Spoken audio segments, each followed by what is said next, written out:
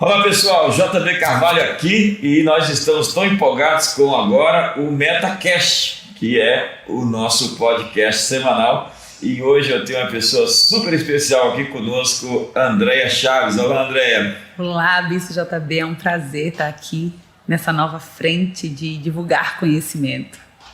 Que incrível! Fala um pouquinho de você para nós, Andréia. Você é psicóloga, você trabalha com a área de desenvolvimento humano, você trabalha com família, com casamentos, relacionamentos. Conta um pouquinho sobre você para nós.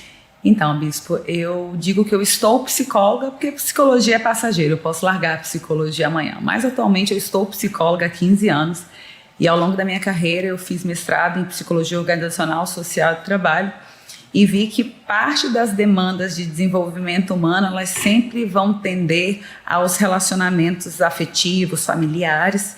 E aí fui para a clínica com esse olhar mais para o desenvolvimento humano nesse contexto familiar. Parece que o seu trabalho está muito voltado para essa coisa da guerra dos sexos, né? Essa confusão de marido com mulher, essa sintonia, essa desarmonia. E você está muito acostumado a lidar com esses incêndios, né? Você é uma bombeira apagando todos esses incêndios que acontecem na vida da família. Vamos falar um pouquinho sobre homens e mulheres. Homens morrem mais cedo do que mulheres. Homens parece que se suicidam mais do que as mulheres. Homens adoecem mais do que as mulheres. Por quê? Não, existem pesquisas, né, que vão falar desses dados e algumas coisas que a gente vê na prática mesmo. A primeira coisa que acontece é que os homens têm um comportamento de risco muito maior do que as mulheres. Então fazem uso de drogas, relacionamentos sem proteção, uso de entorpecentes, direção. E quando a gente vai falar de suicídio, a gente tem um número gritante. A cada 100 mil habitantes, a gente tem 12,6 homens que se matam para 5,1 de mulher. Então, quase que, é mais que o dobro, né? E o que é mais gritante nisso é que os países com maior renda é onde tem o maior número de suicídio de homens, e os países com menor renda é o que tem o maior número de suicídio de mulheres. Então a pobreza não é uma coisa boa para as mulheres, por quê? Não. A gente vai ter um modelo social aí que coloca a mulher numa situação muito desprivilegiada, principalmente nos países de baixa renda, quando elas têm que assumir, né, esse controle das suas casas, né, essa dupla função de trabalhar para trazer o sustento e de cuidar emocionalmente dos filhos. E a gente sabe que algum lugar ali vai deixar aí um gap, um buraco. E as mulheres, de fato, acabam se sucumbindo, né, a essa condição dessa dupla jornada. Mas os homens também não se cuidam como as mulheres se cuidam, né? Por isso que eles também morrem mais do que as mulheres. Existe um dado aqui. Os homens, eles morrem mais cedo do que as mulheres porque eles estão envolvidos na maioria das situações de violência. Eles não procuram um serviço de saúde. Eles nunca acham que vão adoecer e por isso eles não se cuidam. Eles têm até muito medo de descobrir que estão doentes. Não seguem os tratamentos recomendados. Segundo os dados do Ministério da Saúde, no Brasil os homens vivem em média 7,1 anos menos do que as mulheres, segundo dados do Instituto Brasileiro de Geografia e Estatística, então, o IBGE. A expectativa de vida da população masculina chegou a 72,2 anos, enquanto a feminina atingiu 79,3. Que incrível! Eles não fazem adesão a tratamento, né? Além da dificuldade de procurar tratamento, tem todas as questões dele aderir ao tratamento. Eu atuei um tempo no SAMU aqui em Brasília, no serviço de urgência e emergência psiquiátrica. E a gente vê claramente a quantidade de homens que entram em surto porque abandonam a medicação. Então, muitas vezes eles demoram a procurar tratamento e quando eles procuram tratamento, eles têm dificuldade de aderir. Olha só os dados ainda do IBGE. 76% das internações por lesões de envenenamento e algumas outras consequências de causas externas são de homens, 76%. 68% das mortes de 20 e 59 anos são de homens. A cada 5 pessoas que morrem entre 20 e 30 anos, 4 são homens. Homens morrem cedo porque eles realmente também têm uma maior ousadia. Comportamento de risco mesmo, né? Até brincadeiras de meninas, quando você vê um menino e uma menina brincando, o menino quer subir na árvore e pular. Então, e é estimulado socialmente que ele tem esse comportamento de risco.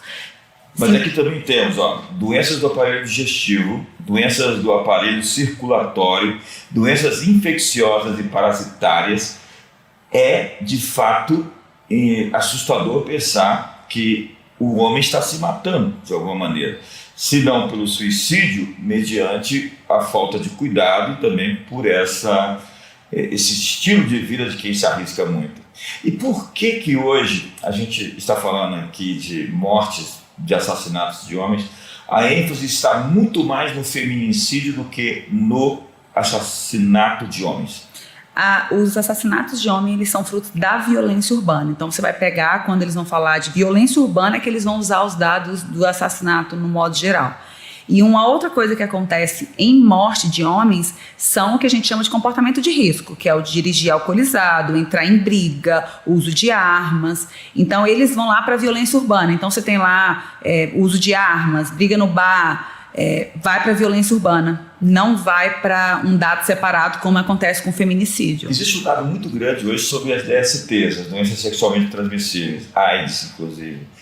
E na minha geração, geração X, a gente tinha 2 doenças, né, que eram conhecidas. Hoje nós temos pelo menos 25, perto de 30 doenças, que são, assim, segundo dados do Josh McDowell, 1 em cada 4 americanos tem uma doença sexualmente transmissível. É uma verdadeira pandemia, é assustador. E a gente tem a iniciação, segundo o próprio McDowell, do homem jovem, ainda quando criança, e a palavra que ele dá é que você tem que cuidar dos seus filhos e ensiná-los contra a pornografia, porque já tem criança sendo iniciada em pornografia por conta, já com a idade de 5 anos, por conta da indústria da pornografia na internet. Antes nós tínhamos as revistas, né, a Playboy, a Hustler, a Penthouse, que são as revistas americanas que iniciou o mundo na pornografia. Hoje a gente tem a internet. Alguém disse que a pornografia é de graça porque ela mata rápido. E é fato, você tem atendido muitos casos de casais, de famílias que têm problemas nessa esfera, onde o homem trocou a esposa por uma fotografia ou uma imagem na internet? Muitos. O que acontece é que, igual o senhor mencionou, antigamente a dificuldade do acesso à pornografia era alta.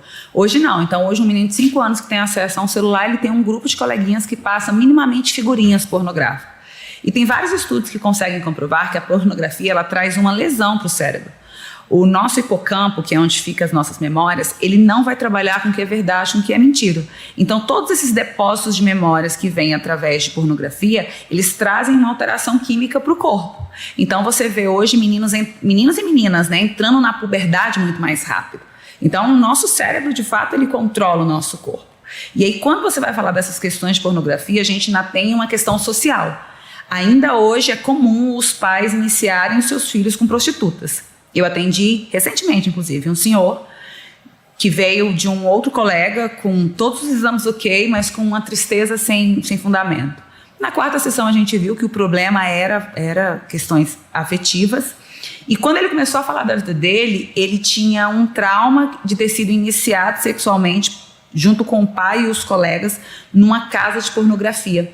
E isso deturpou total o cérebro dele, ao ponto dele trair a sua esposa e separar. E hoje o sofrimento dele é porque ele separou da esposa que ele amava. Ele era o amor da juventude dele, construiu tudo com essa mulher. Vem cá, ele foi numa casa de prostituição com seu pai, aquele homem que deveria levantar muros ao seu redor, protegê-lo e guardá-lo, o expôs a uma situação dessa de extrema violência emocional. E com isso ele não conseguiu mais administrar a sua própria sexualidade. Sim, e ele é um senhor de 65 anos, assim, mas fisicamente ele parece ter muito mais idade pelo sofrimento mesmo. E quando ele narra a cena, ainda hoje ele chora. Ou seja, ele ainda carrega marcas daquele evento. E isso alterou a percepção dele sobre o sexo. Parece que a gente tem tudo uma questão mesmo de orfandade, paternidade, de abuso de autoridade, que é o grande drama da sociedade, da civilização como um todo, da sociedade humana. Porque o que a gente percebe é que tudo começa no pai e termina no pai. né? O problema é um problema com o pai, tanto que Deus se define em Cristo como o Pai nosso, né? O Pai das luzes, onde não há sombra nem variação de mudança. E parece que todo esse problema com o pai, ele vai se transformar num problema social, né? Da ordem de violência, da ordem de rebeldia, da ordem de amargura, da ordem de incapacidade de administrar conflitos. Quando eu pego a história do fundador da Playboy, eu estou escrevendo um livro sobre masculinidade, e Hugh Hefner foi então um playboy que sistematizou, né, que de maneira viral disseminou o vírus da pornografia, mas uma coisa mais sofisticada, com arte, com cultura, com jazz, com jogos, com artigos, com clássicos. Vou fazer aqui um comentário. Cocô com granulado, você jura que é brigadeiro? Meu Jesus. Então, veja o que acontece. Aquele rapaz que tinha um grande conflito com seu pai, ele dá testemunho disso, ele entra na indústria da revista masculina, que outrora era uma revista voltada para pesca, para caça, para esporte, e de repente ele transforma a ideia da revista masculina em uma pornografia sofisticada, né? Se existe uma pornografia sofisticada, ele dá ares de sofisticação ao obsceno. Ele coloca Marilyn Monroe na capa da primeira revista, né? E ele vai criando um estilo de vida descomprometido. O homem da década de 50, né? Nós estamos falando de 70 anos atrás, ele era um homem voltado para a família. Ele era um homem voltado para os estudos, ele queria ter um bom emprego e ele queria desenvolver seus filhos, ele queria deixar um legado para as futuras gerações. E daqui a pouco aparece a figura do James Bond, o 007. Ian Fleming, ele, na mesma época, no mesmo ano que a Playboy foi lançada, ele então escreve os livros, né, do James Bond contra o satânico Dr. No, e isso se tornou uma franquia de cinema com 20 filmes, né? Onde as mulheres sempre se dão mal, né? Se você for perceber, as mulheres do Bond estão sempre se arrebentando e eles se saem bem. O último agora, a coisa muda. Eu posso dar spoiler aqui ou não? O último filme, quem aparentemente morre é ele. Por quê? Porque existe um outro elemento no filme. Ele é pai de uma menina. E a paternidade muda o coração dele. Filhos podem mudar os playboys? Sim, na verdade o filho, eu acho que traz uma responsabilidade de legado. Eu acho que quando um homem se depara e entender que tem um pedaço dele andando, ele começa a repensar nas suas práticas. Agora, pegando uma coisa aí que o senhor trouxe dessa função do homem pai, a gente tem aí biologicamente quem dá identidade para o feto é o sêmen. Então o sêmen é que cai no óvulo e é fecundado e é ele que dá identidade. Então a gente tem fatores biológicos aí para provar essa diferença do homem e da mulher. A gente tem fatores civis, quem registra filho no cartório é o homem. Se a mulher for lá sem o cara, ela pode registrar, e hoje a lei mudou e ela pode sugerir um pai. Mas até que seja provado, o filho fica sendo do capitão X, porque é aquele monte de tizinho, né? Pai, XXXX. Capitão X. Capitão X, né? E a gente tem, biblicamente falando, quando Adão foi dar nome aos animais. Então, a gente tem atributos biológicos, civis e religiosos, né? Sociais, para dizer que o homem, ele traz identidade. Ou seja, ele é esse fator, esse percussor, esse facilitador de dar identidade aos filhos. Quando esse homem não cumpre esse papel emocional, porque não necessariamente isso acontece só com filhos de pais separados. A gente está falando de um papel, né? De fato dele cumprir o seu chamado, a gente vai ter aí um conflito de identidade. E aí a gente pode falar dos playboys, né? Dos garotos que vivem brincando, porque eles não foram legitimados a serem homens. Tem um livro que chama de Menino a Homem. Eu acho que todo homem deveria ler esse livro. Ele vai falar, o autor no prefácio, ele fala assim, me desculpem as mães, mas eu vou falar aqui agora da importância dos pais para os filhos. E aí ele vai trazer vários rituais de passagens que acontecem, inclusive em tribos indígenas, em outras sociedades, onde o pai legitimiza esse menino para virar homem. Então a gente tem números achados aí que vão dizer da importância desse pai para transformar esse menino no homem. Eu gosto do John Wildrick, né, O Coração Selvagem. Ele vai definir que a primeira fase mais importante é ser percebido como importante pelo seu progenitor. Quando uma criança tem essa valorização, essa afirmação quando ele tem essa validação de um pai, esse reconhecimento da identidade, né? Quando ele se vê pertencente a. ele tem uma base tão grande para poder navegar na vida. Ele tem uma autoestima, um valor próprio que ele adquiriu. Ele sabe quem ele é. Ele se ama, ele se respeita. Então ele vai respeitar a mulher, ele vai amar as pessoas, porque ele mesmo tem esse respeito próprio. Porque o narcisista nunca é uma pessoa cheia de amor. Na verdade, é uma pessoa falta de amor, né? Alguém muito carente afetivamente que vai virar um buraco negro. Porque a conta nunca fecha. Sugar tudo e destruir tudo à sua volta. E é isso que acontece com o Hugh Hefner, o criador da Playboy. Por quê? Todas as pessoas que entram na vida dele, as mulheres que passaram por ele, foram sugadas, perderam a sua beleza, perderam o seu brilho, né? O testemunho que se dá hoje sobre ele, depois de 70 anos, é que ele era um vampiro que sugava a energia e a força das mulheres. E os playboys fazem isso, né? Eles querem se divertir, eles são garotões, eles querem uma vida de prazer, de satisfação, e eles estão pouco preocupados com a felicidade das outras pessoas.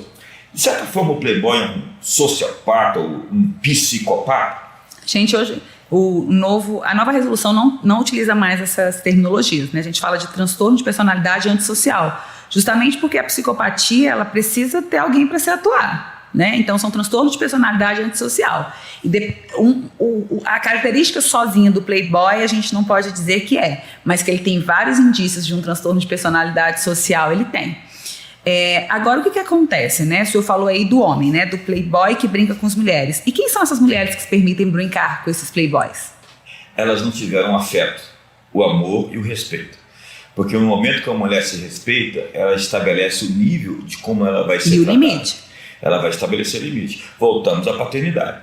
Se um pai da identidade, ele reforça a identidade de um filho sexual, por exemplo, dando ao menino essa força, né, de ser homem de verdade, dando à menina a força de ser feminina, elogiando a sua beleza, né, dizendo o quanto que ela é bonita, enchendo ela de amor, quando ela tem esse ambiente, essa atmosfera familiar, onde ela é aceita, onde ela é amada, ela não vai aceitar ser preterida e tratada de qualquer forma quando ela sai da sua casa. Então ela estabelece um nível, um padrão, uma frequência em que ela vai trafegar e ela vai atrair homens, pessoas para o seu mundo que correspondam a essa realidade. Agora, como diz a Bíblia, né? A alma farta pisa o favo de mel, mas para a sedenta até o amargo é doce. Então muita menina sedenta de amor que vai tentar encontrar o amor no peito e no motel de qualquer lugar, com qualquer cafajeste, com qualquer homem que não respeita ninguém nem a si mesmo.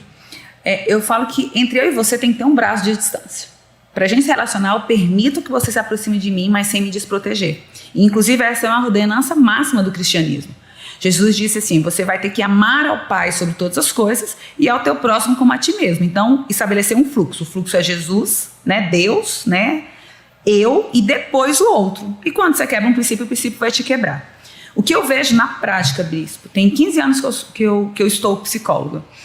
E trabalhar na urgência e emergência psiquiátrica me fez acessar lugares que a clínica nunca me faria acessar. Porque uma coisa é quando o paciente sai organizado minimamente e vai para o seu consultório. A outra coisa é quando a gente chega na casa para fazer uma intervenção. A outra coisa é quando a gente de fato vê as pessoas nua e crua. Eu ouso dizer que parte dos conflitos que a gente atende, eles têm um fundo familiar. A gente brinca que faz fila, quem vai vir primeiro. Você nunca chega para atender um paciente psiquiátrico que não tem um conflito familiar. Então, esse papel desse pai, enquanto essa identidade, esse sacerdote que traz a presença, ele vai modular comportamentos sociais. Porque a gente está falando aí dos comportamentos de homens disfuncionais e de mulheres disfuncionais. Eu cito isso no meu livro. Eu atendi um moço, ele tinha terríveis dores nas pernas. E ele já tinha procurado medicina de ponta, fora do Brasil.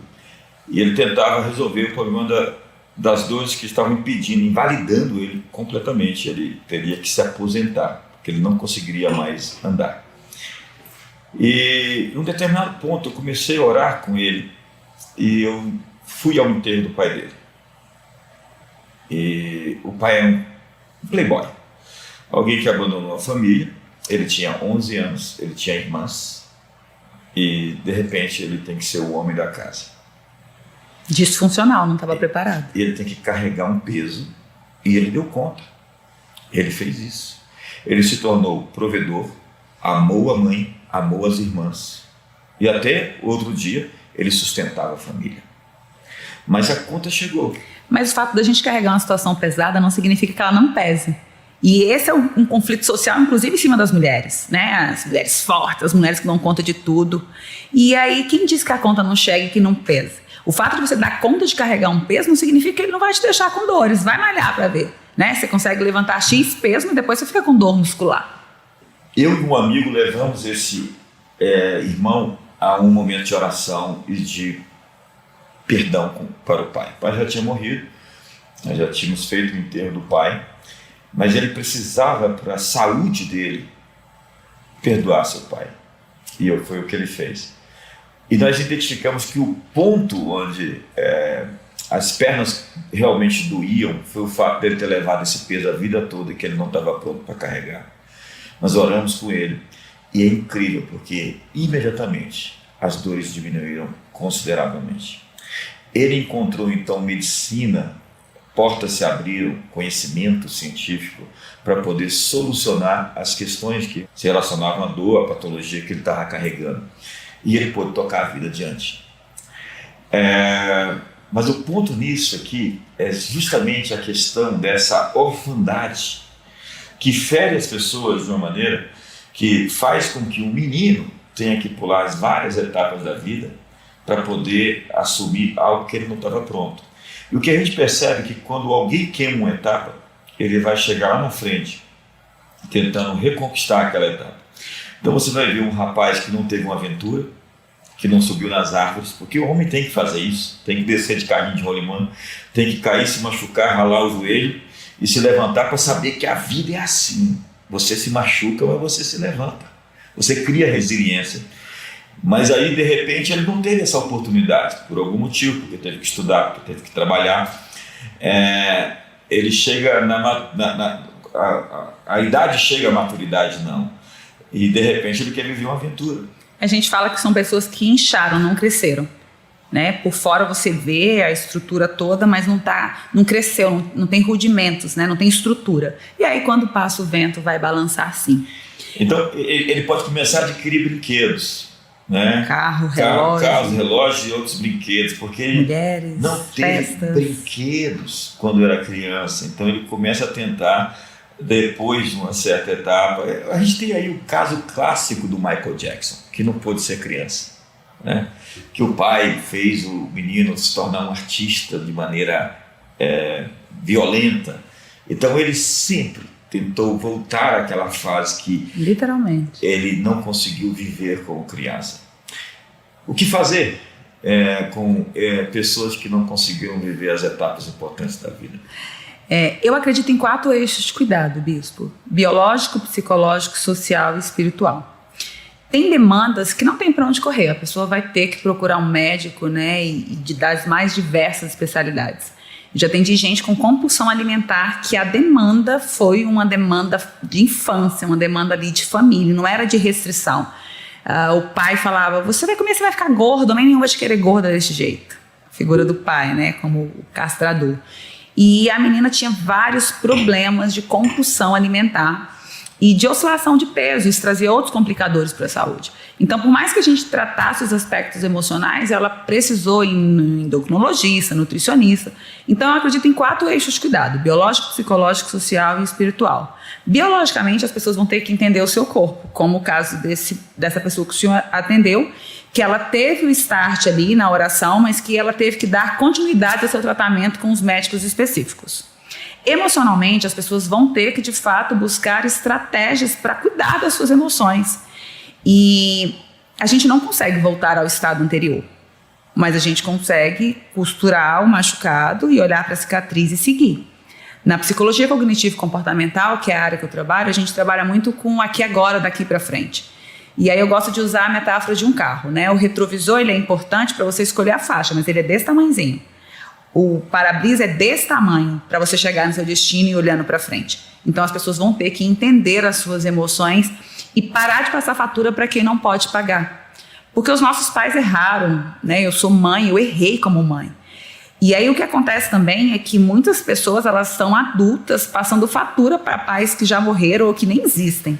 Vamos para a Bíblia e nós vamos ver Absalão, extremamente chateado com seu pai porque ele não tomou providências com o estupro da sua irmã, Tamar, e ele vai lá, coloca o nome da filha dele pelo nome da irmã que foi violentada pelo irmão Amnon, e o pai não tomou nenhuma medida e ele foi lá e fez justiça com as mãos próprias, vingança que não foi justiça. Se refugiou numa cidade de refúgio por 2 anos, voltou e não teve acesso ao pai. O pai não quis falar com ele, o pai não olhou para ele, por fim ele se rebelou, deixou a cabeleira crescer, é um fenômeno, né? Assim, tá visível, coloca 50 cavaleiros junto com ele, esse menino tá culpando, chama todos os filhos do rei para um almoço e daqui a pouco ele se proclama rei, ele dá um golpe de estado do pai e o final dele é ficar preso na cabeleira, numa árvore e ser morto por Joabe. Nós temos aí Esaú, né, que odiou o pai porque perdeu o direito de primogenitura, colocou a conta em cima de quem não tinha nada a ver, porque ele vendeu o seu direito de primogenitura e depois foi enganado pelo irmão. E o pai já era um idoso, né? O pai idoso, não conseguiu ver e deu a bênção para o irmão mais novo, sendo que diz a Bíblia que ele casou com 2 mulheres pagãs etéias para provocar o seu pai. Você percebe o 8 doido? Então, assim, vem uma coisa errada e sucessivamente vem outras coisas erradas. Então, emocionalmente, as pessoas têm que se tratar. Existem coisas que não são terapias, mas são terapêuticos, né? Então, assim, às vezes uma pessoa mais velha, alguém que de fato possa te escutar. A Bíblia diz que enquanto eu calei, os meus ossos se secaram, mas quando eu falei, eu trouxe vida. Então as pessoas precisam aprender a organizar de fato, e a gente na psicologia usa muito a fala como um instrumento mesmo do processo terapêutico, e as pessoas elas não conseguem organizar o que elas pensam. E as nossas emoções, bispo, elas vêm dos nossos 5 sentidos. Então as pessoas precisam visitar esses sentidos. Eu já atendi pacientes que eles sentiam cheiros e tinham crises de pânico em lembrar de alguma coisa da sua infância, em lembrar de uma situação de abuso. Então, os nossos 5 sentidos vão falar das nossas emoções. O eixo social são as nossas relações de grupos, familiares, escolha profissional, a nossa localização geográfica, isso tudo vai influenciar no nosso desenvolvimento emocional. E o eixo da espiritualidade está relacionado à nossa fé, né? Que não necessariamente está ligada a uma religião, mas às crenças, às expectativas que as pessoas têm de futuro. E é tão engraçada essa questão familiar que tem gente que já vem com uma carta pronta, as sentenças que a família jogou, né? Você não vai ser nada, você vai ser igual ao seu pai. E na saúde mental a gente tem algumas doenças que a gente fala de maior incidência de vulnerabilidade genética: alcoolismo, depressão e esquizofrenia. E nem precisa de um relato de um psicólogo. Você pega a família, você olha 3 gerações passadas, você vai ver repetição de padrão de comportamento.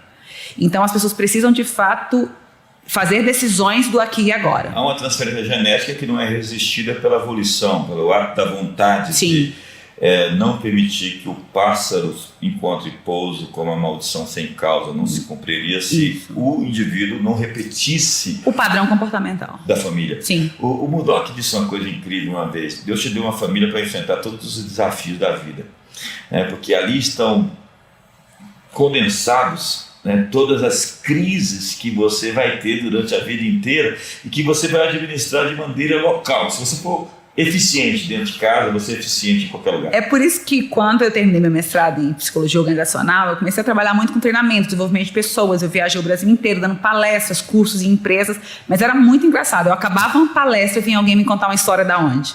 Da família. Aí às vezes você estava num processo seletivo, aí você ia fazer uma entrevista, no meio da entrevista qual que é o assunto que surgia? Família. Então quando eu fui para o consultório, eu não fiz uma escolha de trabalhar com casais e com família, o negócio foi acontecendo. E hoje eu ouso dizer que grande parte dos conflitos sociais que a gente tem hoje são de famílias disfuncionais. E aí esse padrão de família disfuncionais é que é o resultado que a gente vê hoje. Então quando você vai ver tem uma correlação que eu, Andréa, faço. Nos países que têm menor índice de divórcio, há um menor índice de suicídio. Nos países com maior índice de divórcio, maior índice de suicídio. A pergunta é, será que existe alguma correlação? Obviamente. O Cote diz que a grande tragédia da sociedade é a morte do casamento. Quando o casamento morre, não adianta você ficar enxugando gelo. A gente fica criticando o caos social que está à nossa volta, mas tudo isso é oriundo de famílias disfuncionais. Quando a gente não tem meninos que são criados, né, com valor, com princípio, com amor, eles têm uma tendência enorme de se tornar rebeldes, violentos, agressivos, de não produzir resultados financeiros. Ou seja, a gente tem aí várias filhas bastardas, né, da morte do casamento. A gente tem a miséria, a pobreza, a gente tem a violência, a gente tem aí novos casamentos sendo desfeitos, problemas emocionais por atacado. Então, às vezes a gente critica o que está acontecendo na sociedade e, ao mesmo tempo, os índices sociais, os índices de divórcio dentro da igreja são similares àqueles que estão lá fora. Por quê? Porque a gente pegou um ideário, um modelo de família, né, de homem, de mulher, que não é o bíblico, né, o sacrificial, o que toca a vida, mesmo atropelando seus sentimentos, o seu ego, e entende que você vai fazer aquela curva lá na frente, você vai resolver isso. Então as pessoas desistem, jogam a toalha, destroem a família, e o mais prejudicado disso tudo são os filhos. Sabe o que eu falo, bispo, lá no consultório? Que casamento, ele se dissolve porque as pessoas casam com a ideia de casal. E casal você larga. Só dupla de tênis você larga, um sócio você larga. As pessoas precisam casar com o conceito de família, porque família você não larga. Hoje, se acontecer alguma coisa com os meus pais e eu não me responsabilizar, o Estado vem atrás de mim. Eu não tenho como a opção de ir lá e falar, tira o nome do meu pai e da minha mãe que eu não quero mais ser filhas deles. Então, família você não larga. Se as pessoas casassem com o conceito de família, elas teriam muito mais repertório comportamental para sustentar. Então, quando é família, não tem opção. Não tem opção. Tem que seguir até o fim. Tem que seguir até o fim. Você não larga a família, né? Óbvio. E tem uma questão de legado, né? Família tem uma questão sucessória. Você não tem como largar. Mas a gente tem... Deixa eu chegar no ponto aqui, André. A gente começou a falar de guerra dos sexos, o homem que tem o aspecto mais vulnerável, que morre mais, que se suicida mais, que tem mais doença. E isso tudo teve um ponto de inflexão na nossa civilização. Quando a gente chega ali, voltamos aos idos de 1950, a gente tinha uma outra sociedade antes da Revolução Sexual, né? O Hugh Hefner leu o Alfred Kinsey, e o Kinsey tinha criado, você estudou psicologia também, então é fácil para a gente entender, que você pode pegar uma amostra e você pode contaminá-la, se você quiser, colocando uma ou duas variáveis ali. As variáveis intervenientes que você vai lá então, e vai mexer no resultado daquilo vai ser de conformidade como você o induziu. E ele pegou uma amostra da sociedade americana de sexólatras, de gente disfuncional sexualmente, e apresentou aquilo como se fosse a totalidade da sociedade americana. Pela agenda que a gente conhece, que é a agenda progressista, isso é a intencionalidade de dizer, por exemplo, eu trato alguém como um ladrão se eu quiser que ele seja um ladrão. E eu tento convencê-lo de que ele é um ladrão.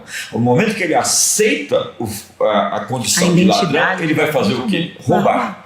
Então, se eu trato uma sociedade como sexóloga, ainda que ela ainda não seja, e eu convenço a todos que eles são tudo tarados, maníacos sexuais, então eles vão começar a se comportar como tal. E a sociedade passou por esse ponto, né, com Herbert Marcuse também, o Eros, essa civilização, onde o eixo familiar foi muito atacado pelos hippies, pelo Woodstock, pela contracultura, por toda a visão dos pensadores que pavimentaram o caminho da contracultura, como o Derrida e o Jean-Paul Sartre e a Simone de Beauvoir, o Foucault, essa turma toda que enlouqueceu a sociedade. Mas enfim, e aí nós temos uma redefinição do que é amor. Amor agora é sexo, né?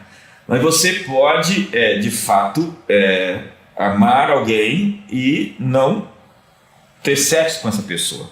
Tanto que agora ficou até difícil falar eu te amo, né? Porque eu te amo é porque eu quero uma coisa a mais do que te amar, né? Aí as pessoas inventaram na igreja a seguinte frase: eu te amo no amor de Jesus. Ou seja, eu te amo, mas não quero sexo com você. Porque dizer para a pessoa que você a ama não é mais eu estou pronto para me sacrificar por você. O meu afeto por você é um afeto que pretende te proteger e cuidar de você, e não te explorar, não te usar. Porque amor não é uma emoção, amor é uma escolha, é um comportamento. Amor é sacrifício, amor é um comportamento. Amor é proteção, amor é cuidado. Isso é comportamento, cuidado é comportamento. Mas amor virou sexo. Então, as pessoas hoje, bispo, tem uma atividade que eu faço no consultório que é para as pessoas aprenderem a dar nome para os seus sentimentos. Elas não sabem dar nome para os seus sentimentos. Então, amor virou sexo porque as pessoas não sabem o que é amor, porque amor é um comportamento. E as pessoas querem viver apaixonadas. Só que você sabe que a paixão, ela lesiona uma área do cérebro que é a mesma área da demência, né? Que é o córtex frontal. Então, um sujeito apaixonado é demente. E é por isso que o nosso próprio organismo, ele cria mecanismos de você se desapaixonar. Então, a paixão aí tem um tempo de vida útil de 2 anos e 8 meses no máximo, porque senão tu vai ficar demente. Só que a paixão, ela tem várias sensações de euforia, né? Essa ansiedade, né? O frio na barriga, as borboletas. Tem gente que quer viver apaixonado. Aí a história do caso separa. E eu falo muito lá no consultório. É por esses picos hormonais. Essas coisas assim, E o que eu falo lá no consultório é, se você não se resolve com essa pessoa atual, e aí assim, bispo, a não ser em casos de violência, ou que a pessoa corra de fato um risco à vida, eu sempre acho que tem jeito de resolver. Eu já vi casos que Deus não duvida porque ele viu também. Traição em série também é uma coisa que não dá para tolerar, né? Mas tem jeito. Tem jeito, mas quando a pessoa decide, começa a expor também a outra, ao perigo de doença sexualmente. É isso que eu estou falando, quando a vida corre risco. E a vida pode correr risco em vários sentidos. Mas eu já vi inúmeros precedentes, não é? Sim. A Bíblia abre a possibilidade da pessoa se divorciar caso ela tenha sido traída, e ainda mais de maneira sistemática. Então, aí a gente vai falar de padrão de repetição de comportamento. Mas, bispo, Andréia, até em traição, eu acredito que quando as pessoas se posicionam, elas conseguem reconstruir a família. E não dizendo que alguém tem culpa e outra pessoa não tem culpa. Eu falo que eu não trabalho com justiça e nem com estatística de porcentagem, sabe? Quem culpou mais, quem culpou menos, quem que tá certo, quem que tá errado.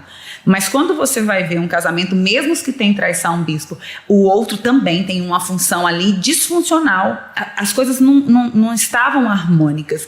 Então, assim, eu já vi casais, inclusive o primeiro atendimento que eu fiz familiar foi de uma pessoa que veio atrás de mim porque a filha não dormia. Na terceira sessão, a filha não dormia porque ela tinha divorciado. Ela tinha recebido vídeos do marido com uma garota de programa. Jesus. E, enfim, eu sei que eles voltaram. E voltaram a ser uma família mesmo. E foi tão engraçado que logo depois deles reconstruírem a família, eles prosperaram mais nos negócios. Tipo, a vida tomou outro sentido. Então eu acredito em mudança. Casamento verdadeiro, de parceria, de sociedade. É 2. É uma explosão sinérgica, é a fusão dos núcleos, né? Então é uma multiplicação, não é 1 mais 1, né? É uma multiplicação, alguma coisa. 2 trabalhando junto tem melhor paga do seu salário, né? Se um persegue a 1.000, 2 perseguem a 10.000. Então, quando de fato se alinham, né? Como 2 podem andar juntos se não se concordarem. Mas Jesus disse que a causa do divórcio é por causa da dureza. Da dureza do coração. O orgulho. Orgulho, falta de perdão, soberba. Mas a falta de perdão vem do orgulho, a soberba. Sim, o orgulho é a raiz, é a grande raiz. O grande eixo onde as famílias acabam. Agora, assim, o que eu vejo, né, dentro disso? Aí você falou muito dos homens, né? Agora vamos falar das mulheres. Toda essa mudança cultural, ela também trouxe uma disfunção para a mulher, né? Então, o que é ser mulher hoje, né? Se uma mulher decide não ter carreira e ficar em casa cuidando dos filhos, ela não faz nada. Quando, na verdade, eu acho uma tremenda ousadia uma mulher que consegue fazer isso. E como isso é relevante e importante. Só quem teve ali uma mãe, de fato, acompanhando a sua vida, sabe o quão importante é. Uma das feminazes disseram que mulheres são de Vênus e os homens são do inferno. Então, aí quando tudo isso aconteceu, a gente trouxe uma disfunção também para as mulheres. E aí a gente tem lá o bilhete da escola Mãezinha, né? Como se a criança só tivesse mãe. E a gente tem aqui no Brasil uma cultura de orfandade. E onde é que está o pai? Onde está o pai? Até outro tempo, 30% dos registros de nascimento não tinha o nome do pai. É isso, filho do Capitão X. E aí tem uma história de pai e mãe. Isso não existe. Uma criança que não tem pai, ela é uma criança sem pai. Deus fez uma ordem perfeita. Sim, ela pode ter uma mãe muito forte, uma mãe que cuidou dela, uma mãe que fez tudo para ser uma excelente mãe, mas não tampa, não substitui. Então, essa disfunção familiar mesmo, e no Brasil a gente tende a colocar essa mulher nesse lugar mais alto. A gente vai pegar os feriados que tem de padroeiras, conta a quantidade de feriados. E cadê José? Onde que está José nessa equação? A gente pega nas igrejas evangélicas, nos grupos lá de oração, cheio de mulheres, aí chega um homem lá, ferido, quem que vai receber ele? É as irmãzinhas. Elas oram mais, as mulheres oram mais. Então, esse papel da mulher, bispo, ele também ficou disfuncional. Então, a gente vai falar dessa disfunção do homem através da revolução sexual, mas desse peso que foi colocado em cima dessa mulher. E aí a gente tem filhos de famílias disfuncionais. É porque para a mulher é mais difícil, que ela que carrega o bebê. Sim. Ela que gera o bebê. E ela que se responsabiliza pelo bebê. O homem pode ir embora, a mulher não tem como ir. Né? Então, o que acontece? Apesar que hoje em dia tem umas que vão, né? Mas aí é um comportamento, assim, uma exceção à regra. Vamos trabalhar com a regra. Normalmente as mulheres têm segurado as pontas. Sim, total. As mulheres têm sido muito mais valiosas e fortes e elas têm se colocado nesse lugar de fato proteger a família, só que elas estão com a retaguarda desprotegida. Mas aí o que a gente tem? O fenômeno do feminismo. Quando você vai ali em 1912, Titanic afunda. Quem morreu? Os homens. Pouquíssimas mulheres morreram. 90 e poucos % eram homens. Por quê? Porque na frente, os botes salva-vidas eram mulheres e crianças na frente. Tinha uma banda tocando, o navio afundando e os homens morrendo, tocando com hombridade, com grandeza, com honradez. Eles morreram com honra. Esse tipo de homem hoje parece que não existe, porque em 1996, agora, quem tá foi 86, foi um navio também que afundou. Eu estou citando esse caso no meu livro. E a maioria das pessoas que morreram eram mulheres. Porque os homens atropelaram elas, passaram por cima e as mulheres ficaram para trás. E aí surge esse movimento das mulheres que não quer que a porta do carro seja aberta, né? Não quer que o homem pague o jantar, quer dividir a conta, não quer receber flores. Eu não quero dividir conta, não. A verdade, não, porque você não é feminista, mas o meu ponto é, eu tenho um amigo que disse que uma feminista, ela foi abandonada no barco. O pai de uma feminista é um canário. É um cara que não soube proteger, guardar, nutrir a sua esposa, a sua mulher. E na prática, bispo, eu ouso dizer que isso é mentira. Cansada de atender mulheres com todo esse discurso social e quando elas chegam sequeladas afetivamente porque não se sentem amparadas, cuidadas, porque acham que tomam mais decisão do que o marido, aí começa a história do homem frouxo, do eu não dou conta de ser o homem da casa porque o cara não decide nada. Agora a minha pergunta é, se comportamento é treinado, e eu acredito que comportamento é treinado, quem é que está treinando esses caras? Para um homem ser homem, ele precisa de homens, não de meninos. Para treiná-los. Não de meninos. Um homem precisa ser homem quando ele tem um referencial de homem. Tudo começa com a paternidade. Meu pai me ensinou a dar um nó na gravata. Eu não esqueço. Meu pai me ensinou a colocar uma isca no anzol. Me ensinou a pescar. O que meu pai me ensinou a fazer foi impactante para mim. Por quê? Porque eu tinha alguém que me orientou a fazer. Hoje os homens não querem aprender com outros homens. Eles vão para a internet aprender como é que se faz alguma coisa porque eles não querem depender. Isso é um dos grandes sinais de orfandade. É quando eu sou um ser solitário, eu estou sozinho, eu não posso confiar em ninguém. Ou seja, o mundo é ruim, os homens não são de confiança e eu estou solitário nesse mundo. Mas quando você tem alguém que lhe ensina, que lhe mostra, que lhe conduz, modelo. Porque isso é um caminho, né? Isso é um papel do pai, identificar identidade, da proteção, identidade, da limite e da direção. Quando eu não tenho isso, eu tenho Deus, ok? Deus pode restaurar isso. Mas eu tenho amigos, eu tenho outros homens mais velhos, Porque um homem só pode ser homem quando ele está influenciado por outros homens. Mas ele escolhe às vezes andar com os meninos, ou escolhe às vezes estar no universo feminino. Ele nunca vai deixar de ser menino se ele não aprender a ser homem com outros homens. Ok, mas eu questiono que não existam tantos homens dispostos a, eu brinco do espírito de José, espírito da adoção. Porque a Bíblia diz que Jesus foi carpinteiro, José era carpinteiro. Então, cadê os homens que de fato querem se posicionar para ajudar outros homens? É como disse meu amigo Cláudio Duarte, está em extinção como o mico-leão dourado, né, o macaco lá. Eu acho que a gente falta homens que se posicionem com o espírito de adoção para substituir esse gap que existe, é real, de homens que não se posicionaram. Então, gente, você que está assistindo a gente, eu estou conversando aqui com a Andréa Chaves, ela é psicóloga, e nós estamos falando aqui que está faltando homem no pedaço. O Golias chega lá no arraial de Davi, no arraial de Israel, e diz: me dá um homem. Aparece um Davi, se coloca à disposição para enfrentar o gigante. Quem vai derrubar esse gigante da orfandade? Quem vai conseguir preencher esse gap? Quem vai inspirar, virar um modelo de homem verdadeiro? Porque quando eu não acho um arquétipo, eu vou copiar alguma coisa que está disponível. Então eu vejo lá, na minha infância eu via os caras imitando o Bruce Lee. Então eles olhavam e ficavam fazendo James Dean, né? Eu vejo os caras imitando quem? Pablo Vittar hoje, né? Arquétipos, são modelos, são referenciais, ainda que sejam o Playboy, o James Bond. Quem não quer vestir com um terno bem recortado, andar num carro conversível? Esse padrão de masculinidade, de apreciar vinhos finos, muitas mulheres, e ouvir música clássica, o jazz, e falar sobre cultura. Compromisso zero, sem horário. Descompromisso. O sonho era criar um matadouro para levar as meninas. Esse padrão irresponsável, ele está de fato em extinção. Porque o que a gente hoje começou, eu quero terminar com isso, é que a sociedade está colapsando. E os homens precisam se posicionar.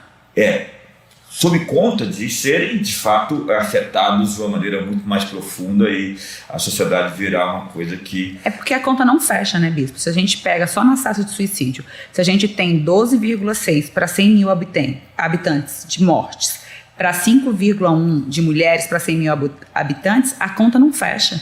É uma quantidade muito grande de homens que estão indo embora. Morrendo cedo, se matando e adoecendo. Sim. Então, fica aí o apelo para que a gente possa construir uma agenda. Eu estou escrevendo um livro sobre a jornada da masculinidade. Já quero uma caixa para ficar lá no consultório, vai ser brinde. E eu estou batendo pesado, eu estou dizendo assim, para começar, não é porque você nasceu homem que você é um homem, você pode ser um menino. Você vai gravar vídeos, né? Porque os homens ainda têm preguiça de ler, muito mais que mulheres. Sim, é verdade, você está certo. Mas eu vi um dado importante no YouTube esses dias. Quase metade das pessoas que me assistem no YouTube são homens. Ótimo, então Isso o senhor tem uma boa margem de modelagem. No Instagram não é assim, mas no YouTube é. E uma coisa importante para entender sobre homem é que a gente realmente precisa identificar os arquétipos. As meninas precisam entender quem é cada um que chega perto delas. Porque quando você encontra um playboy, um sujeito vazio de amor, carente, ele é um buraco negro de destruição, as meninas têm que aprender a ficar longe desse cara, porque ele é só um retardado. E eles precisam realmente aprender a se amar para poder depois amar alguém.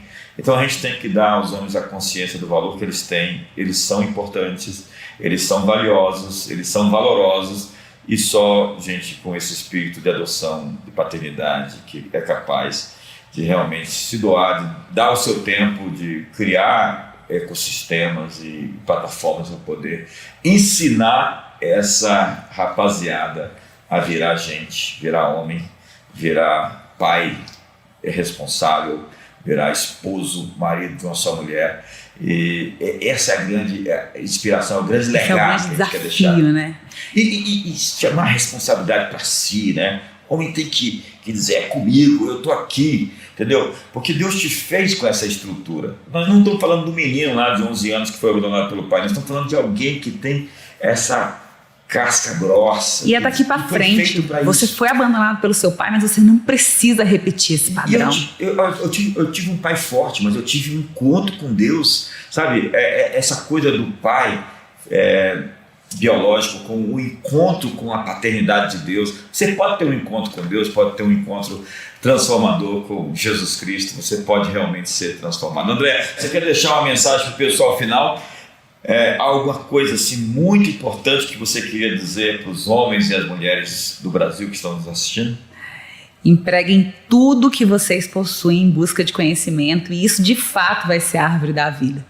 O como é importante nós buscarmos conhecimento. Eu acho que as pessoas se preparam para tudo na vida, menos para casar e para ter filhos. Então leia sobre casamento, leia sobre filhos, leia sobre papéis de homem, papel de mulher. E se você de fato se dedicar a ser excelente nisso, se você for diligente nisso, você vai ser colocado diante dos reis, né? Diante de famílias estruturadas. É isso, pessoal. Eu estou terminando aqui com a Andréa Chaves, o nosso podcast, o nosso JDcast, e não deixe de clicar aí no sininho, assinar o nosso canal, e eu te vejo na próxima.